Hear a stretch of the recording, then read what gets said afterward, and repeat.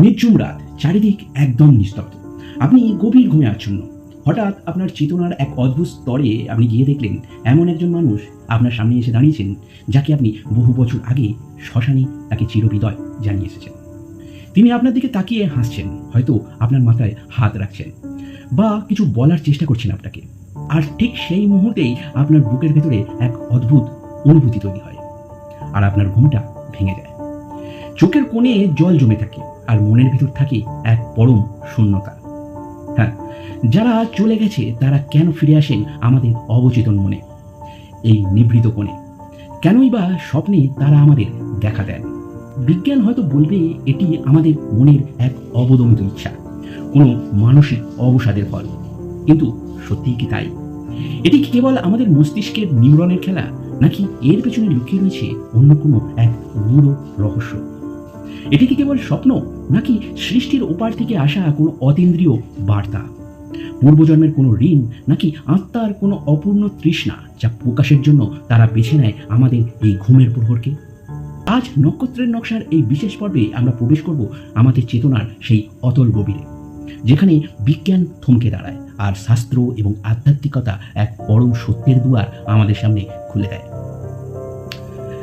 তো সনাতন শাস্ত্র এবং সমুদ্র শাস্ত্রের দিকে আমরা যদি একটু গভীরভাবে তাকাই, তবে এই স্বপ্নের আগমনকে স্রেফ একটা কল্পনা বলে উড়িয়ে দেওয়া যায় না। শাস্ত্রে বলা হয় যে মৃত্যুর পর আত্মার স্থূল শরীর ধ্বংস হলেও তার সূক্ষ্ম শরীর বা লিঙ্গ শরীর থেকে যায়। আর এই সূক্ষ্ম শরীর আমাদের পার্থিব জগতের সাথে সরাসরি যোগাযোগ করতে পারে না। কিন্তু যখন আমাদের এই পঞ্চ ইন্দ্রিয় শান্ত থাকে, অর্থাৎ আমরা যখন গভীর সুষুপ্তিতে থাকি, তখন আমাদের অবচেতনের দুয়ার খুলে যায়।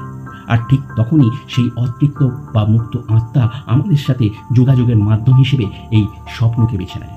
শাস্ত্র মতে মৃত প্রিয়জন যদি স্বপ্নে এসে আপনাকে তৃপ্ত এবং প্রসন্ন দেখায়, তবে বুঝতে হবে তারা পরলোকে গিয়ে শান্তিতে আছেন। তাদের আশীর্বাদের হাত আপনার মাথার উপরে রয়েছে।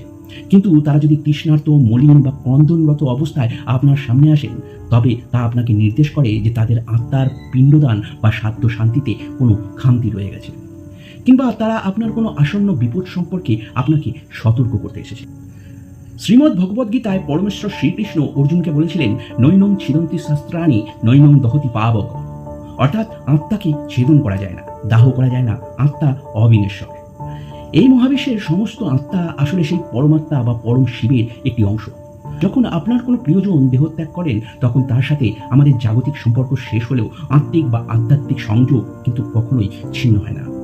পরমেশ্বরের এই সৃষ্টিচক্রে ঘুমের রাজ্য হলো তার ইহলোক আর পরলোকের মধ্যেকার এক অদৃশ্য সেতু। আপনার সেই প্রিয় মানুষটি ঈশ্বরের চরণে স্থান পেয়েছেন, কিন্তু পরম শক্তির অনুমতি নিয়েই তিনি আপনার চেতনার উত্তরণ ঘটাতে, আপনাকে কোনো পাপের পথ থেকে ফিরিয়ে আনতে, কিংবা কোনো কঠিন সিদ্ধান্তের মুখে আপনাকে একটি সঠিক দিশা দেখাতে আপনার স্বপ্নে আবির্ভূত হন।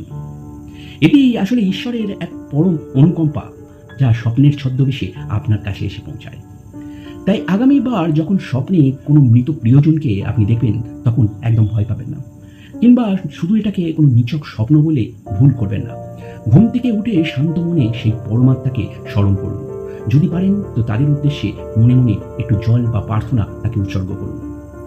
মনে রাখবেন, নক্ষত্রের নকশায় বোনা এই মহাবিশ্বে কোনো কিছুই কিন্তু আকস্মিক নয়। প্রতিটি স্বপ্নের পেছনে থাকে এক গভীর নিয়তি। আপনার মনের এইরকম গূঢ় রহস্য, জ্যোতিষ এবং শাস্ত্রীয় আভিজাত্যের মেলবন্ধনে আধ্যাত্মিকতার এই আন্তহীন যাত্রা যদি আপনার মনকেও স্পর্শ করে থাকে, তবে সত্যের এই সন্ধানে আমাদের সহযাত্রী হতে আমাদের এই পেজটি, বা আপনি যদি ইউটিউব থেকে দেখেন ভিডিওটি, তাহলে চ্যানেলটিকে ফলো এবং বা সাবস্ক্রাইব করে নেবেন। আর আপনার দেখা এমন কোনো স্বপ্নের অভিজ্ঞতা যা হয়তো আপনি বুঝতে পারছেন না, তাহলে আপনি কমেন্ট করে আমাদের তা জানাতে পারেন। আজকের মতো এই পর্যন্তই।